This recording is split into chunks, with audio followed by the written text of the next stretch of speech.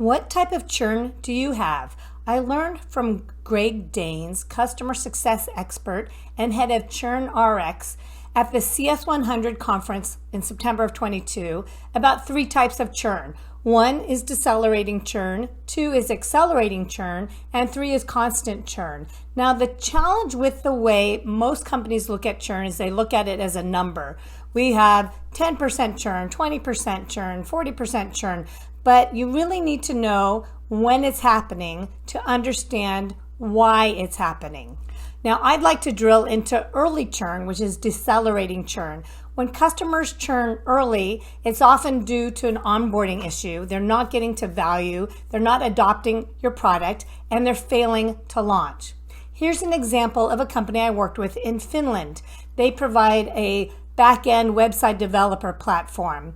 And what we found was the customer success managers were chasing down renewals in the last 90 days. They were having a hard time being successful. So I asked them to run the numbers, to look at the data to see, well, when is churn happening? When do customers leave? And the data revealed that 53% of the customers, more than half of all their customers, left in the first 90 days.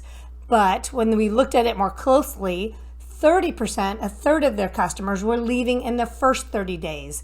Now that we know when customers are leaving, we can address that. So we built out an onboarding process to deliver value, and we moved those customer success managers from focusing on the last 90 days to the first 90 days so they can really have an impact, and so the company could keep the customers and ideally expand them.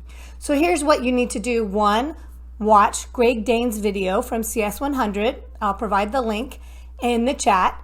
And 2, find out what kind of churn you have so that you can address it. Now, if it's early churn, if it's that decelerating churn that happens often in those first 90 days, let me know. I can help.